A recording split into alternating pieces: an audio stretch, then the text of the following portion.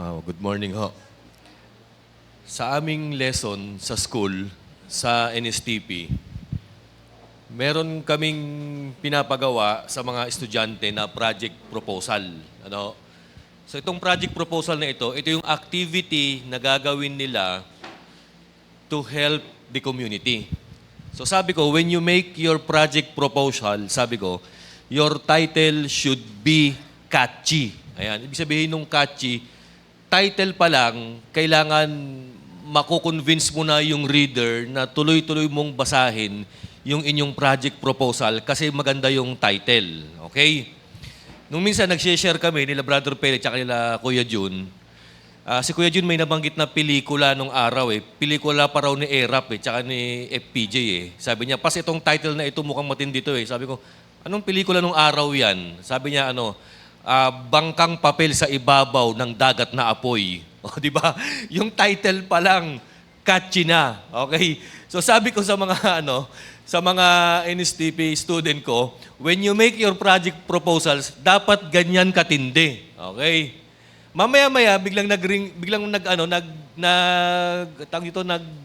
yung cellphone ko. May nag-chat. Pagtingin ko, San Miguel Homeowners Group Chat, yung GC dito sa San Miguel. Ang nag-send yata si President, si Kuya Dennis. Nakita ko, binasa ko, mula sa Barangay Genti de Leon. Alam niyo kung ano nakalagay? Pumasok agad yung title eh. Nakalagay doon, trash for cash. Ayan, basura para sa pera. So binasa ko yung content. Sabi dun sa ang Barangay Genti pala merong community service na naglalayon na ang mga basura ng mga mamamayan ng Genti, kagaya ng mga plastic bottle, yung mga yung mga pinag-inuman, ipunin ninyo, pwede mong ibigay sa barangay, may kapalit na cash or bigas. Di ba? So, yung title pa lang, sabi ko, ayos na ayos trash for cash o kaya trash for bigas. Ayan. So, sabi ko sa mga student ko habang sineshare ko ito, when you make project proposals, dapat ganyan kakatchy. And then nung nakita ko yung mga ginawa nila, maganda nga rin. Anyway, in connection with that, ito yung ating title ngayon. Kinuha ko rin po yung yung paggawa ng title na catchy dito sa mensahe natin. Ito ho, From Ashes to Beauty. Actually, this is found in Isaiah 61, chapter 61, verses 1 to 4. Sa King James Version, Isaiah wrote it from, na ang pagkakalagay, beauty for ashes. Beauty, parang ganun beauty for ashes.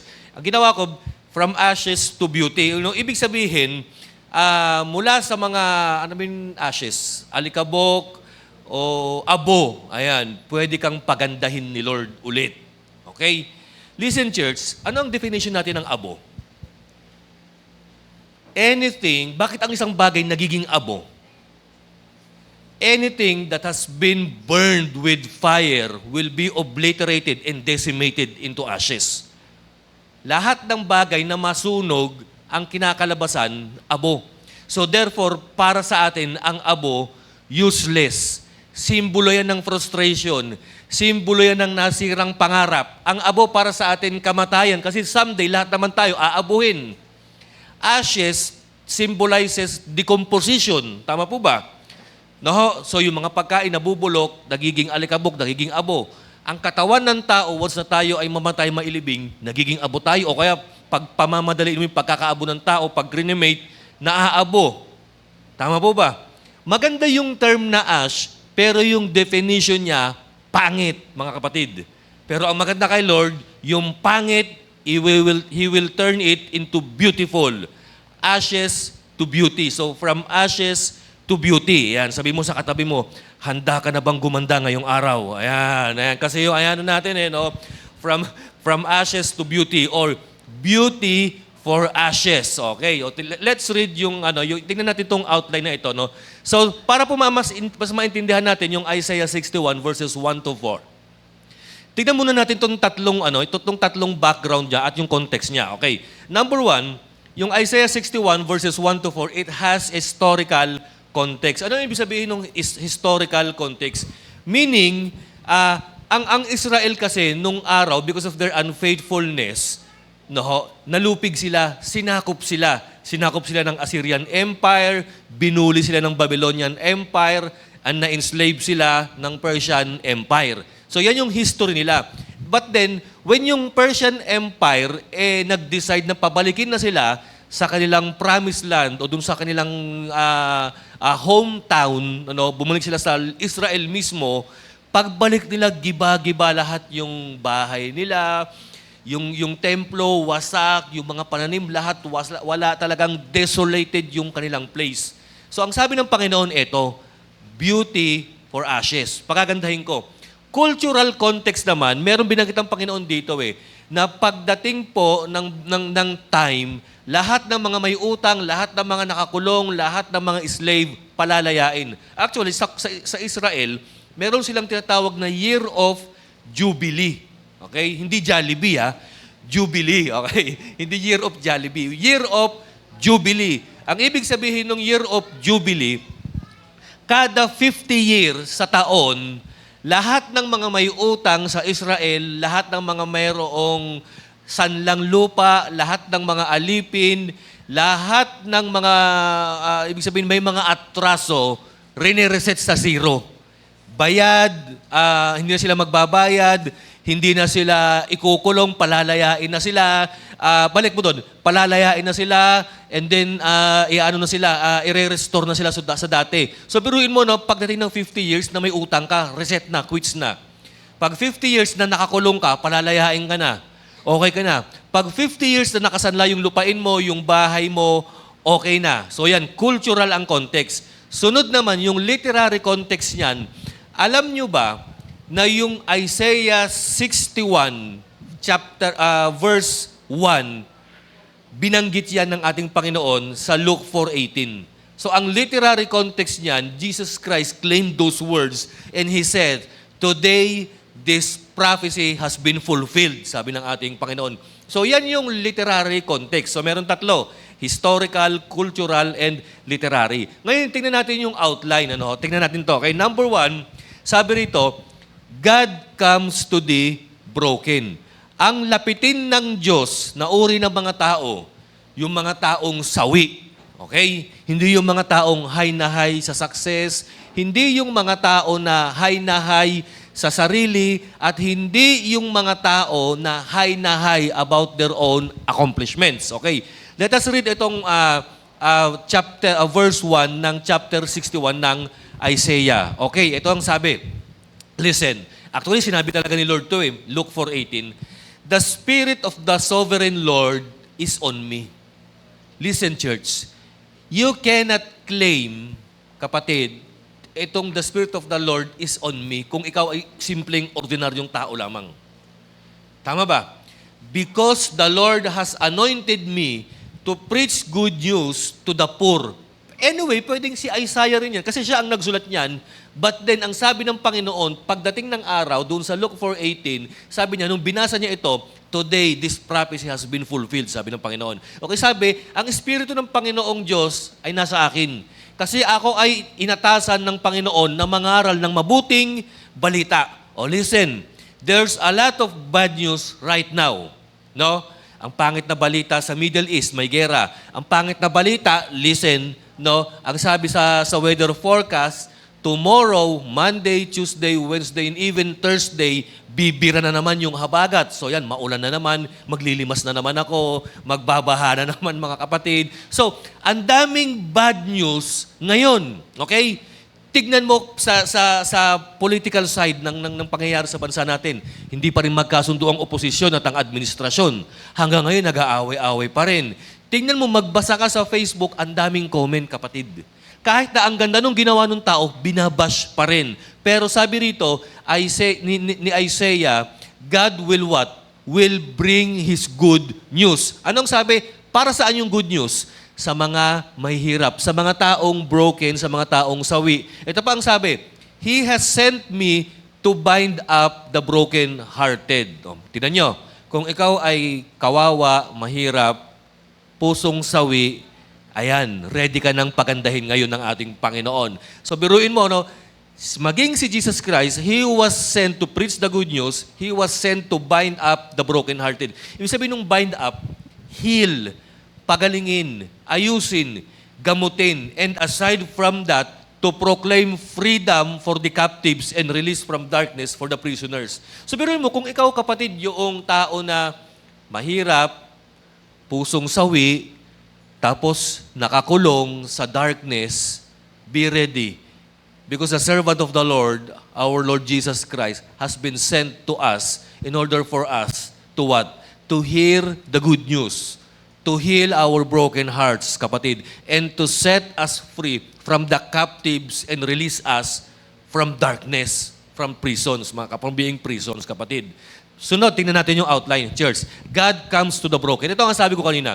Cliname ng Panginoong Jesus etong Isaiah 61:1 at kinote niya sa Luke 4:18. At sabi niya, today this prophecy has been fulfilled. Listen, His message is not for the self-sufficient. Ang mensahe natin ngayon, kapatid, hindi para sa mga taong mahilig magsabi ng all by myself. Ayan. I do it my way. Ayan, yan. Kasi yan, minsan yung mga ano natin, no? Kaya ako nandito, ginawa ko mag-isa eh. Ako lang talaga. Dahil sa galing ko, dahil sa talino ko, dahil sa lakas ko, I became successful. Hindi, kapatid. Hindi para sa mga ganung uri ng taong message na ito. Itong message na ito para sa mga kawawa, na iwanan, na bully, kinulong, at merong pusong sawi. Okay? His message is not for self-sufficient, but for the poor, broken-hearted, captive, and blind, kapatid. Okay? Next, outline. Tingnan natin to. Pagdating sa verses 2 and 3, ito yung gusto kong part. Dito ko kinuha yung title na, From Ashes to Beauty, or Beauty for Ashes. Listen, God turns mourning into joy. Kayang baliktarin, kayang palitan ni Lord yang pagluluksa mo, yang kalungkutan mo sa kaligayahan. Kung ikaw, kapatid, umiiyak ka ngayon, kayang palitan niya ni Lord ng isa pang form ng pag-iyak. Tears of joy ang gagawin niya dyan, kapatid. No? So, God turns mourning into joy. Let's read yung verses 2 and 3, okay? To proclaim the year of the Lord's favor and the day of vengeance of our God. Okay? To comfort all who mourn. So, merong kalayaan, no? Merong justice, yan yung vengeance, at merong comfort na ibibigay ng Panginoon. Okay? Third verses. And provide for those who grieve in Zion. At maging yung, kasi pag sinabing Zion, hindi ito tao lugar ito. Ito yung Jerusalem. Ito yung capital ng Israel. Ano? Parang kasi high place yan. So pag sinabing Zion, ito yung promised land. Sabing ganon, provide those who grieve in Zion, yung mga Israelites, yung mga anak ng Diyos, and to bestow on them a crown of beauty instead of ashes. So, beauty for ashes, or ashes that turns into joy. Ito, tingnan nyo to. Beauty for ashes. Pangalawa ito, oil of gladness instead of mourning. Tandaan natin, church, pag sinabing oil, ano ibig sabihin? Pag sinabing oil sa Israel, asset yan. Pera yan. Pag sinabing oil, necessity yan. No, kasi pag may oil ka, pwede ka makapagluto, pwede ka pang makapag-bake, pwede mong gamitin yung oil mo pang ilaw. No, so necessity ang oil. Kailangan sa basic life 'yan. And then sunod, aside from yung oil, bibigyan ka ni Lord, alisin yung mourning mo, yung pagdadalamhati mo. And a garment of praise instead of a spirit of despair. Pero mo, desperado ka, wala kang pag-asa, nalulungkot ka, pero bibigyan ka ng Panginoon ng bagong garment of praise. O, kumbaga, ang sasabihin sa'yo ng Panginoon, bigyan ng jacket yan, para mag-church na yan. Ayan. Tama ba? No? So, bigyan ka na ng jacket ng Panginoon para mag-praise garments to worship Him. Okay, next. They will be called, aside from that, merong beautiful exchange, they will be called oaks of righteousness. Pag sinabing oak, puno ito, oak tree. And alam naman natin na ang oak tree, sturdy, matibay. At ang sabi, oaks of righteousness, a planting of the Lord for the display of His splendor. Ibig sabihin, dati kang marupok, dati kang naabo, God will what? Will make you into a strong tree na makikita ng ibang tao so that God will glorified because sa nakita nilang kalakasan mo, kapatid. Let's go back to the outline. Tignan natin to isa-isa, church. Sige, listen. Next. Ito po. Merong three great exchanges from Isaiah 61 verses 2 to 3 yung binasa natin kanina. Number 1, yung beauty for ashes. Sabi ko nga kanina, yung may programa yung barangay natin Genti trash for cashes. Okay? Ito naman, si Lord, beauty for ashes. Listen, church. Right now, I challenge you, kung meron ka mang naabo sa buhay mo, you have to surrender it to the Lord. So that God can exchange those ashes into beauty. May pag-asa ka pang gumanda, kapatid. May pag-asa pa yang nasunog na yan. May pag-asa pa yang nawala na yan. Okay? Sunod ito, oil of joy for mourning. Okay? Di ba, nagluluksa ka? Di ba, nagdadalamhati ka? Pero ang sabi, pag sinabi kasing oil, buhay kaligayahan No? And then sunod, kita nyo, maging sa panahon natin ngayon, ang oil, buhay. O di ba? Pagka nagtataas ang presyo ng oil, di ba nagagalit tayo? Tumataas ang presyo ng mga bilhin. So, ang oil, buhay yan, kapatid. Necessity yan. And then sunod, garment of praise for heaviness. But dito sa tatlong ito, kasi pag inisa-isa natin to, baka humaba pa yung message natin Gusto kong pag-focusan yung number 1, yung beauty for ashes. Tignan natin to, church. Okay? Ano ga ba ang nire-represent ng mga abo sa buhay natin? What are the ashes in your life right now? And what do they represent? Ano ang nire-represent ng abo sa buhay mo, kapatid? Ano tinignan ko yung ash, meaning abo, ang sarap pakinggan kasi ash. Di ba may mga tao na ang pangalan, Ashley. No? Pero nanggaling sa abo Tama ba? Maganda rin yung kulay na ash. Alam niyo kung bakit? Pag may kulay ka na, pag meron kang pusa na kulay ash, ang ganda Minsan nagpunta ako kay Kim Kumopya ako ng pelikula sa kanila Alam mo, nakita ko, ganda ng pusa. Sabi ko, ganda ng pusa ni Kim Pogi Kasing pogi ni Kim, sabi ko. Kasing cute ni Kim.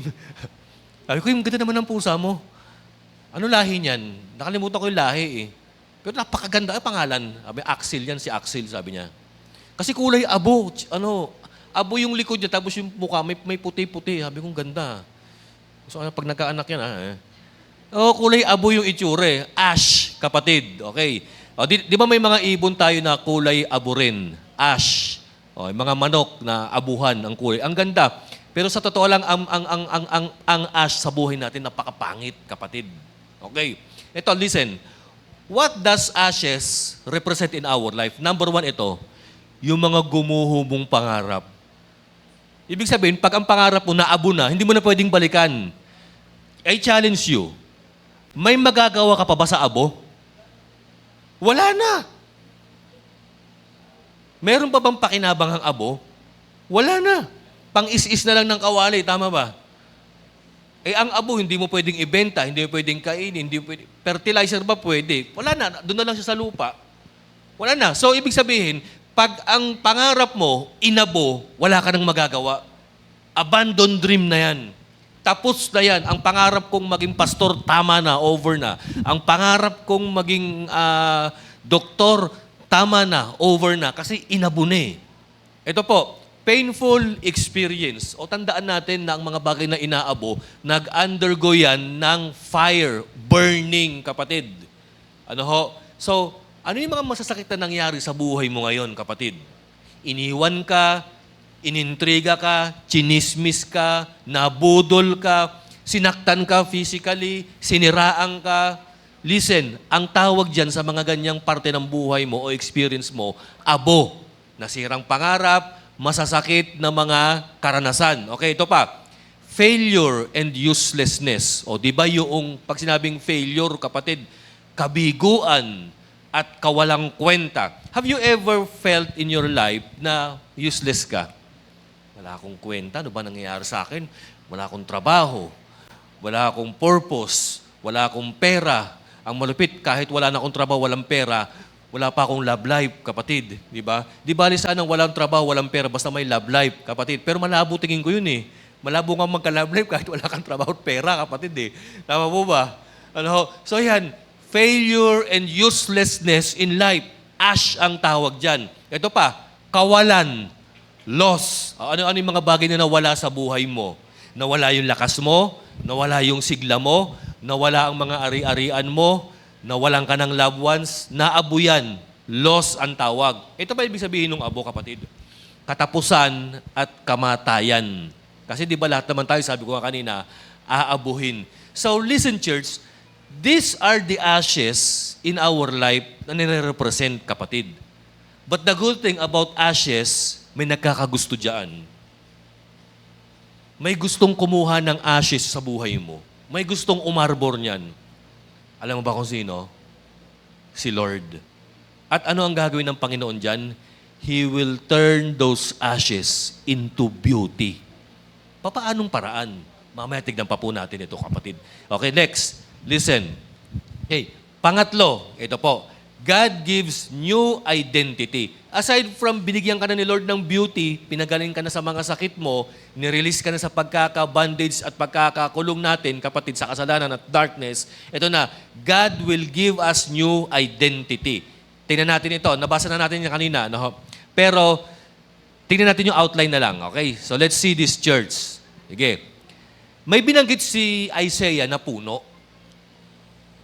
Biruin mo, kapatid, ginawa ka na kang beautiful ng Panginoon, inihalin tulad ka pa niya sa isang oak tree na malakas. Ano ba ang purpose ng puno? Tree represents in our life growth. O ibig sabihin, when God had decided to transform you and to give you a new identity like an oak tree, kapatid, magkakaroon ka ng growth. O tandaan natin, yung mga bagay na inabo, oops, may sisibol. There is something growing in me. There is a strong feeling and a joy that keeps on growing in my heart. Kasi puno ka eh. Growth. Ito pa. Once na ang puno, umakyat, lumago, ano mangyayari? Ano ang destiny ng puno? It will bear fruit, kapatid. Okay? Ano ibig sabihin? Namumunga. And sa Kristiyano, pag sinabing bunga, mamumunga tayo ng good deeds. Mamumunga tayo ng love, patience, kindness, joy, peace. Ayan, fruitfulness. And pag sinabing puno, tree symbolizes life.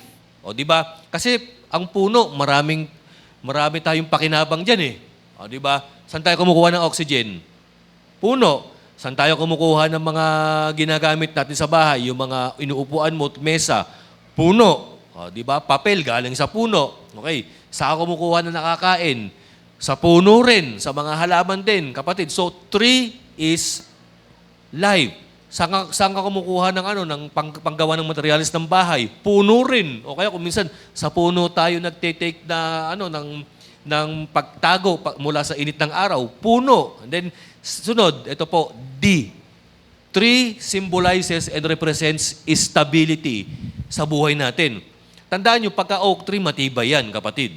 No? At tandaan nyo ba, alam nyo ba ang mga nangyayari sa balita ngayon? Bakit kaya daw nagkakandami ang baha ngayon? Kasi ubos na ang puno na nag-a-absorb ng tubig, baha.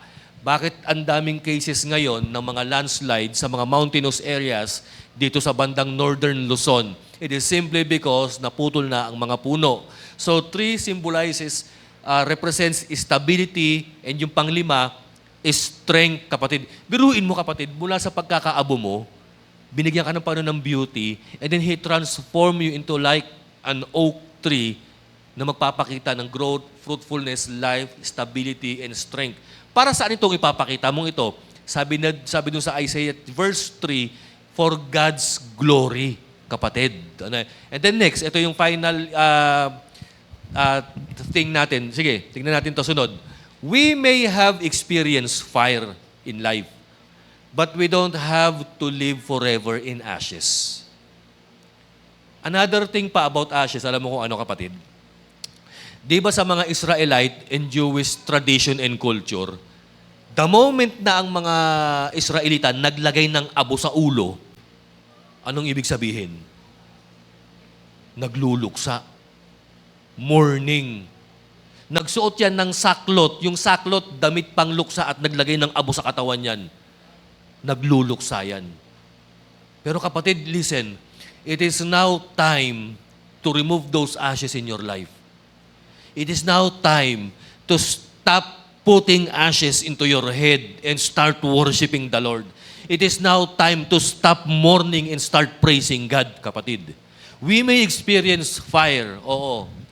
Nasunog yung pangarap mo, nawala yung bahay mo, nawalan ka ng someone sa buhay mo, bumagsak ang kabuhayan mo, kapatid, pati spiritual life mo, inaburin ng demonyo, kapatid. Pero listen, kailangan ang abo hindi mag-forever sa buhay mo, kapatid. Kasi nangako ang Panginoon, once na isurrender mo yung ashes mo kay Lord, He will turn it into beauty. And He will transform you into like an oak tree that is strong na nagre-represent ng buhay at tibay sa buhay, kapatid. No? Listen to this. Another thing. Tingnan pa po natin. Sige, next. Pang-apat sa outline natin, sa verse 4, God restores the ruin. Let's read. Tingnan natin. Ito po ang sabi. Aside from natapos na yung ashes to beauty, naging puno, ito na, nagpasok ng bagong idea sa Isaiah. Sabi niya, anong gagawin niya dun sa mga taong pinalakas niya, pinagaling niya, pinalaya niya? They will rebuild the ancient ruins and restore the places long devastated. They will renew the ruined cities that have been devastated for generations. Tanong ko, church, ano ang reason ni Lord kung bakit kanya ginawang beautiful, kung bakit kanya in-strengthened na parang oak tree? Ito ang dahilan, may gagawin kang project. Ito, alam niyo, ito mas magandang build project na ang gagawa mga Kristiyano. Hindi yung mga hindi yung mga korap na itong maganda pinapagawa ni Lord sa atin, yung talagang original, tunay na build na magre-restore ng mga nasira. Sabi, they will rebuild the ancient ruins. Sabi ng Panginoon, once na napabuti na yung buhay ninyo, na okay na kayo, babalik naman kayo, tutulong naman kayo sa kapwa ninyo. Ano gagawin nyo? I-rebuild ninyo yung mga nasira sa places ninyo, i-restore nyo yung mga wasak, at tutulong kayo sa ibang tao, at pati yung mga lugar dyan at mga bahay-bahay dyan na nasira for generations, aayusin ninyo. Tingnan natin sa outline, church. Okay. God restores the ruin in order to what? Tingnan natin to. Sige. Nakita po ninyo, church, yung progress ng ideas and paghahalin tulad ni Isaiah sa mga taong sawi. May nakita akong anim na progression o changes. Biruin mo, from broken going to healed. Di ba broken-hearted ka? Ano sabi ng Panginoon? Ibabind daw niya yan. From broken-hearted to healed. Ito po, from captive, nakakulong ka sa kasalanan, nakakulong ka sa kadiliman, you are struggling with sin, kapatid. You are captive in debt, kapatid. Dami kang utang, dami kang problema, pero palalayain ka ng Panginoon. Okay? Ito po, from mourning to joy. Nagdadalamhati ka, nalulungkot ka, nawalan ka, you are lost, you're desperate. Pero from mourning to joy. Bakit mourning to joy? Listen, bakit tayo nagmo-mourn? Anong dahilan why we are mourning? Kasi nawalan nga tayo eh. Pero listen, if there is a thing na hindi nawala sa atin, alam niyo kung sino? Si God. And si God, yung pinaka-reason for us to have joy in our life. Di ba? Kung ikaw nasunugan, si Lord hindi nasunog. Kung ikaw iniwan, si Lord hindi ka iniwan. Kung ikaw ninakawan, si Lord hindi ninakaw sa buhay mo. That is why there is still enough reason for us to have joy in our life. Pero mo, from mourning into joy. Pag sinabing mourning, kaya ka umiiyak, kasi nawalan ka. Pag sinabing joy, kaya ka nagliligaya kasi si Lord nandyan pa. Tama ba? So if there's a reason for mourning, Yan yung mga nawala sa'yo. But if there is a reason for joy, ayan pa si Lord nasa buhay mo. Okay? And then sunod, yung letter D, from ashes to beauty. Okay? O, di ba sabi ko nga, yung ashes, pangit, kalungkutan, pagdadalamhati, sunog, kawalan, pero papalitan niya ng Diyos ng kagandahan. And then ruins to restoration. Ano nangyari sa Israel nung araw? Di ba niransak yan ng Assyrian Empire, sinundan niya ng Babylonian Empire, sinundan niya ng Persian Empire, sinundan niya ng Greek Empire, Roman Empire, tapos hanggang ngayon ginigera yan ng Iran, hanggang ngayon ginigera ng ibang bansa. So hanggang ngayon, tuloy-tuloy, patong-patong ang panggigera, pero there will be a time that God will restore yung mga ruins sa Israel. Ano? Ito pinakagusto ko, yung pang-anim. Dati kapatid, biktima ka. Dati kawawa ka. Dati binubuli ka. Ngayon ikaw ay, hindi bully ikaw ngayon ay builder na, kapatid. Gumagawa ka na ngayon para sa kapwa mo tao, tumutulong ka na ngayon for the glory of God. Ako, church, listen, pagka problemado ka, what if pumunta ka sa isang tahimik na lugar, talk to God one-on-one, basahin mo ulit itong Isaiah 61, verses 1 to 4, and claim it. Lord, I am broken, but I know, Lord, you can heal me. Lord, I am captive. Nakakulong ako, Panginoon. Nakatali ako, hindi ako malaya. Meron akong struggle na kasalanan, pero Lord, I am claiming healing. Lord, malungkot ako. Someone betrayed me. Somebody in my life left me. Pero Lord, you can turn my mourning into joy. And then Lord, ang dami kong abo, Panginoon, mga sirang pangarap, mga nakaraang pangit sa buhay ko, mga literal na nawala sa buhay ko na nasunog, Panginoon. Pero Lord, you can turn those ashes into beauty sa buhay ko, Panginoon. Oh Lord, ang daming ruins. But I know that you are God who restores. I know, Lord, I become the victim. Victim of sin, victim of other people, victim of fire, victim of bad circumstances in life. Pero Lord, babaguhin mo ko, palalakasin mo ko, gagawin mo kong isang malakas na puno na magiging builder someday, kapatid. Okay? Dito na ho tayo matatapos. God saves people who have experienced devastation and uses them to help rebuild others' lives. Tandaan natin, church, ang dahilan pala para inaayos, pinapalakas, pinapaganda ka ni Lord, para ma-rebuild mo rin yung ibang tao. Hindi pang sarili mo lang. Hindi, kung ipagmamayabang mo that you became beautiful, that you become strong again, na nakabawi ka, ang ipagmayabang mo hindi sarili mo, si Lord ang may gawa. Kasi ang sabi ng Panginoon, di ba doon sa verse 3, kaya kita ginawa, pinalakas na parang puno, for His own glory, says the sovereign Lord. Hindi ho ba, mga kapatid? So remember, kaya tayo niligtas ng Panginoon, kaya tayo pinalakas ng Panginoon, kaya tayo pinaganda ng Panginoon, na dating wasak, pangit, sakitin, para bumangon at tulungan din ang ibang tao. Tama po ba, mga kapatid? Alam niyo po, nung Lunes, ito na ho yung bad news na dumating. Actually, Lunes pa lang ng madaling araw, hindi ako makatulog, dalawa dahilan . Unang-una yung ulan. Pag talagang maulan ng madaling araw, ang isang mata ko nakapikit, ang isang mata ko nakadilat . Kasi tinitignan ko yung kakatas . Baka mamaya yung unan ko basa na, yung likuran ko basa na. Alert ako pagka ganun maulan. Isa pa kung bakit ako nagising nung gabing yun, nung madaling araw ng Lunes, ang ingay ng mga bumbero, sabi ko, naku, may sunog na naman, saan kaya ito? Nung nakatulog ako, kinakamagaan, ginising ako ni Jenny. Hoy, gimising ka na. Bakit? Sabi ko, puyat ako, ginigising mo ako. Ano ba naman? Sila Brother Perry nasunugan. What? Sabi ko ganun. Patay. Sabi ko, yun pala yung mga bumberong nagwawangwang nung gabi na naririnig ko, papunta pala doon sa lugar nila. Nagpray ako. Tulungan niyo po si Brother Perry, sila Chris, sila Jerry, Hudilia and Flores family. Ayun, maganda naman dahil wala namang napahamak sa kanila. Talagang ang nakakalungkot lang, everything they own, sa lahat, sa buong bahay nila, have turned into ashes, kapatid.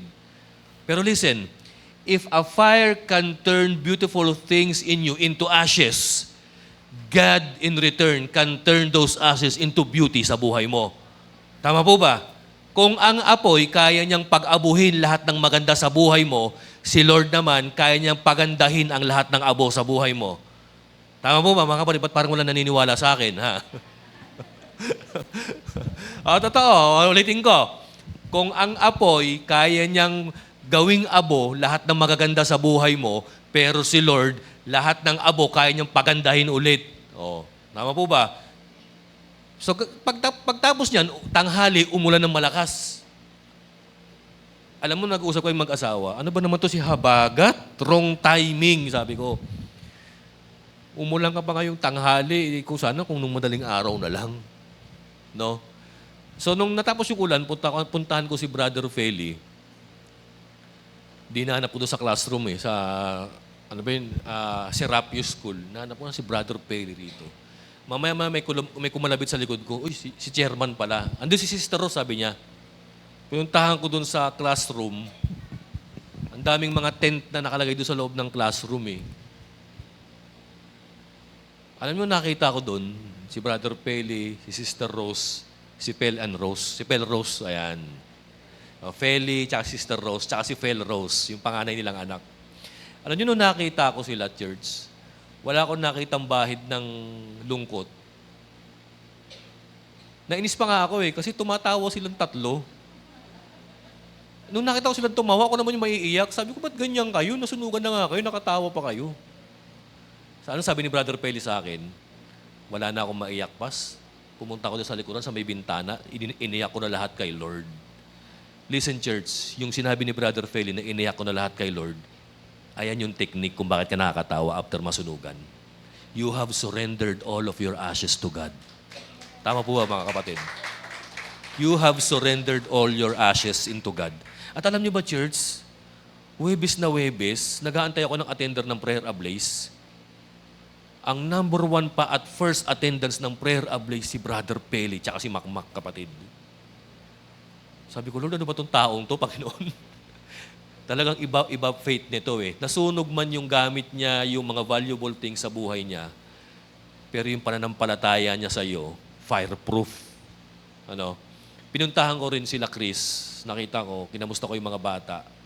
Kamusta naman kayo? Ayun din. Pagka nakita ko sa kanya, mamasa-masa rin yung mata ni Sister Chris.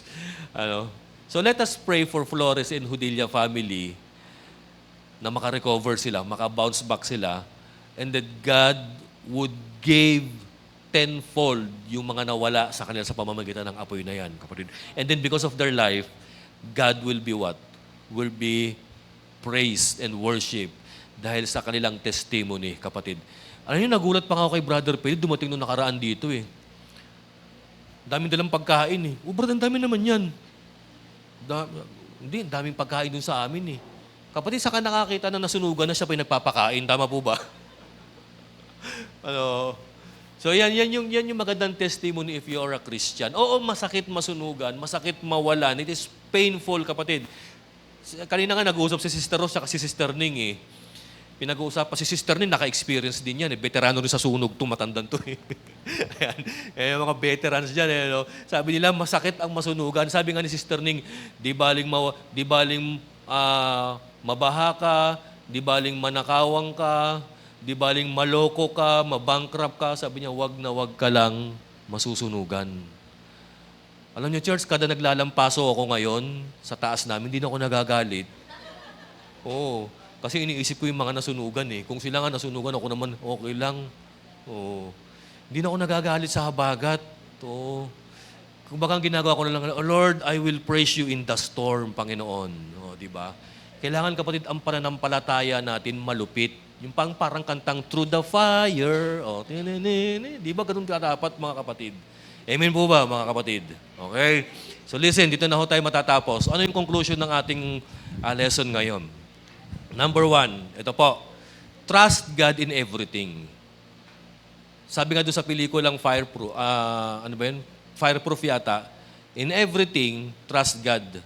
In successful thing, trust God. In morning time, trust God in everything. Umulan man yan, sunog man yan, success man yan, victorious man yan, failures man yan, crisis man yan, trust God in everything that is happening in your life. Tama po ba? Ano? Sabi nga, ito palagi ko sinasabi ito, sabi ni C.S. Lewis, ang Kristiyano na kinasisindakan daw ng demonyo, alam niyo kung sino? Yung mga Kristiyano raw na mala-impyerno na ang buhay pero naniniwala pa rin kay Lord. Ayan, dyan daw yung mga Kristiyanong yan, dyan daw kinikilabutan si Satan. Yung bang nasa impyerno na mala-impyerno na yung experience mo, but then you still stubbornly believing that God loves you, that God is powerful, and that God is in control in everything of your life, kapatid. Masunog man ang lahat, wag lang yung faith mo, kapatid. Tandaan natin, dapat ang buhay natin, ang pananampalataya natin, dapat parang perang lukot. Ano ibig sabihin nito? Yung parang dilapidated money. Pag sinabing dilapidated, lukot-lukot. O, tandaan natin, ano pagkakaiba ng 1,000 makinis sa 1,000 lukot-lukot? Lukot lang, pero yung value, nandun pa rin. Tama po ba? Lukot-lukot man ang buhay mo, pero yung value, kapatid, 1,000 ka pa rin. Anak ka pa rin ng Diyos. Di ba? May purpose ka pa rin, Kristiyano ka pa rin. Kahit na lukot-lukot ka na, hindi nabawasan ng 5 duling ang 1,000 pag nalulukot. Tama po ba? Mabibili mo pa rin yan, makakapatid. Tama po ba? So in everything that is happening in your life, trust God. Okay? Sunod, pangalawa, ito po. Let your restoration become your testimony. Ano yung restoration na nangyari sa Israel? Ang dami yung nilista natin isa-isa kanina, yung 7 bagay ba o 6 na bagay. Dalawa lang nga yung highlights ko eh. No, yung ashes for beauty, no, and then yung pagiging matibay na puno na ni-restore tayo ng ating Panginoon. So let yung restoration mo ay maging magandang testimony sa buhay natin. Brother Feli, Brother Jerry, alam mo kayo gagamitin ng Panginoon sa lugar na yan para magbigay ng magandang putoto sa kanyang kapangyarihan. Yung sa lugar ninyo. Okay? So let your restoration become your testimony. Pangatlo, ito po, be a builder. Okay? Once na na-restore ka na ni Lord, it's now time for you to shine and to help others who have been experiencing ashes in their life. Kapatid, be a builder. Ano sabi ng Panginoon? Kaya ko kayo pinalakas, pinaganda, kasi tutulong kayo sa kapwa natin o kapwa ninyo. Then yung pang-apat, ito, give your ashes to God. Okay? Tayo po tumayo, i-surrender mo yung ashes mo sa Panginoon. Surrender everything in your life. O sabi ko nga kanina kapatid, ano yung abo sa buhay mo ngayon? May mga tao, hindi lang halata, pero sa totoo lang, ang daming abo sa buhay niyan. Ang daming abo niyan sa puso. Ano yung abo ulit? Frustration, nasirang pangarap, broken dreams, losing of loved ones, death, and pagbagsak. Yan ang abo. Pero sabi ko nga kanina, yung ginawa ni Brother Feli, kaya siya nakakangiti, kasi he have surrendered every ashes in his life unto the Lord. Sabi niya sa akin, Pas, wala na eh. Iniyak ko na lahat kay Lord yan, dun sa bintana sa likuran, sabi niya. Binigay na daw niya lahat kay Lord. Give every ashes, your ashes, to God. Alam mo, ang nakakalungkot sa tao, walang tatanggap ng abo eh. Walang tatanggap ng abo. Pero ang maganda, si Lord gusto niyang tanggapin yan. Anak, bigay mo sa akin yan. Pagagandahin kita. Pagagandahin kita. Minsan ito palagi natin sinasabi, look what I lost. Lord, look at what I've lost. Pero alam mo, may sagot si Lord dyan. Hindi, dun muna. Look what I've lost. May sagot si Lord dyan. Kaya kong ibalik yan. I can restore it, anak. Hindi naman minsan sinasabi natin, Lord, tignan mo yung mga nawala sa akin. Nawalan ako ng pera, nawalan ako ng ari-arian, nawalan ako ng relationship, nawalan ako ng career, nawalan ako ng health, Panginoon. Look what I've lost, Lord. But then God will suddenly say, anak, don't worry. I can restore everything that was lost sa buhay mo. Ano pa yung mga palagi natin sinasabi, kapatid, kay Lord? Ito yung pangalawa. Lord, it is ruined. Lord, wala na, sira na. Sira na yung relationship ko. Sira na yung pangalan ko, Lord. Sira na yung bahay namin, Lord. Sira na yung karir ko. Sira na yung pagkatao ko, Panginoon. It is ruined. Pero sasabihin ng Panginoon, son, daughter, I can rebuild it. Kaya kong ayusin yan. I can turn your ashes into beauty. No? Ito pa yung pangatlong sinasabi natin, church. Lord, I am broken. Wasak na ako. Ang sakit ng nararamdaman ko. Lord, yung kapighatian, kalungkutan, I am broken, O God. Pero sasabihin ng Panginoon, anak, I can heal you. I can restore your health. I can make your mourning into joy, your mourning into sadness. O, I am broken ka ng I am broken. Pero sabi ng Panginoon, anak, I can heal you because He is the great healer. Okay? And then sunod, yung pinakahuli, Panginoon, wala na yatang future.